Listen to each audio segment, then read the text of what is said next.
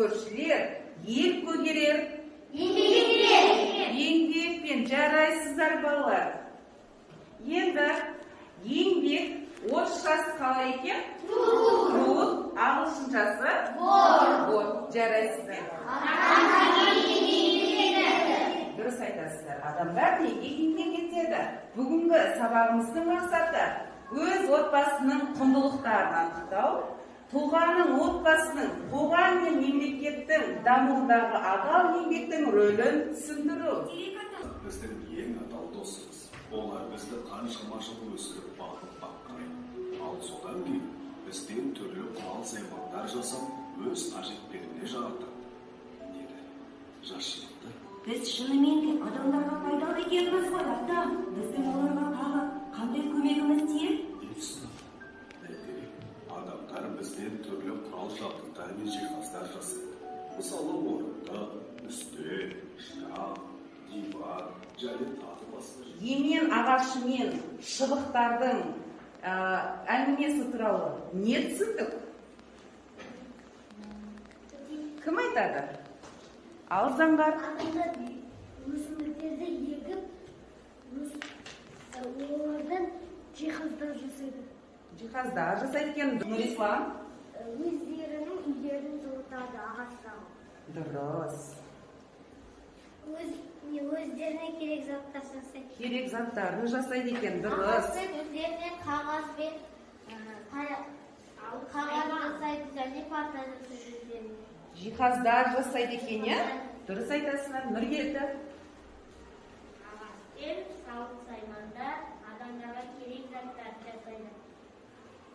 Сонымен адамдар қалай еңбек жасайды екен?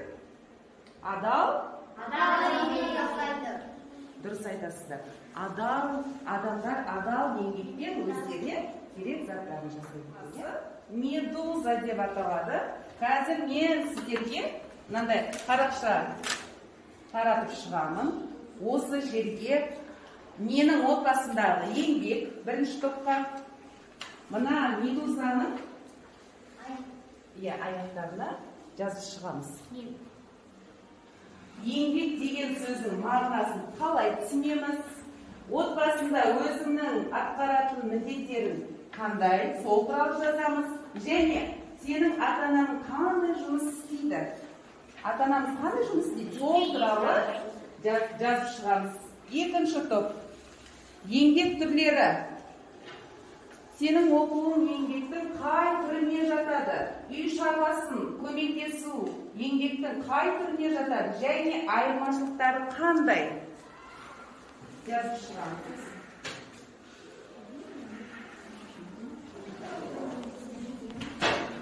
Адал еңбек және еңбектің жемісі. Адал дегенді қалай түсінеміз? Еңбектен тапқаннан не үшін тапты? Адал еңбек етуге болады ма? Өз ойларында осы медузаның аяқшаларына жазып шығамыз.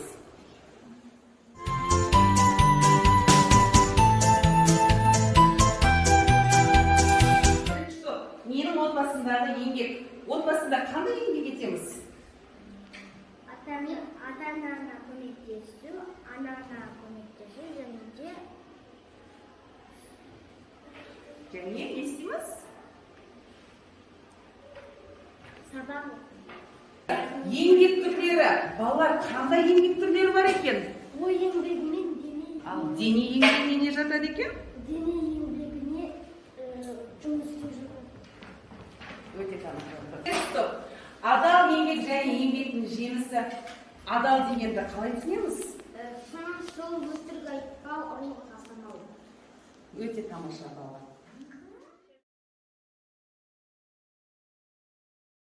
Ал балалар, сергіту сәтінде біз сөзден сөзді іздеу ойнап жіберейік. Қазір мен сіздерге берілген сөздерді таратып беремін. Осы сөзден біз бірнеше сөз табуымыз керек.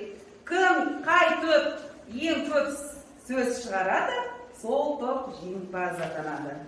Ал кеттік, Талдықорған сөзінен сөздер шығарамыз. Келесі. Шапалақтар сөзінен бірнеше сөздер шығарамыз.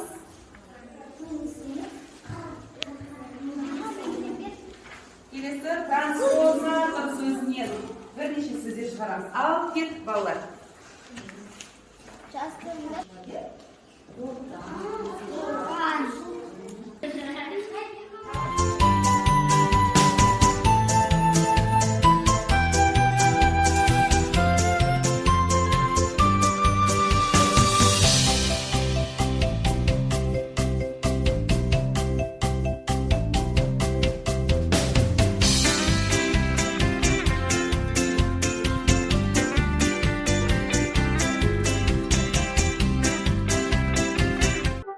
Ол адамды тәрбиелейді, жігерлендіреді, күш береді, қуантады, бақытты етеді, өмір сүруге үйретеді, үнемшіл болуға үйретеді, ширатады, шынықтырады. Иә, біздің атамыз адал еңбек адамды қуанышты сезінуге, өзіне деген сенімділікке жетелейді, бақытқа, байлыққа жеткізеді. Еңбексүйгіш адам айналасына да сыйлы, беделді болады деуші еді ғой. Менің де айтпағым осы. Тапсырма ата-аналарыңыздан адал еңбек жолындағы кездескен қиыншылықтар мен қызықтар жайлы біліп жазып келеміз балалар дәптерімізге. Жарайды ма? Жарайды. Ал назарларыңызға рахмет. Бүгінгі сабаққа қатысқандарына өте қуаныштымын. Жарайсыздар балалар. Сау болыңыздар.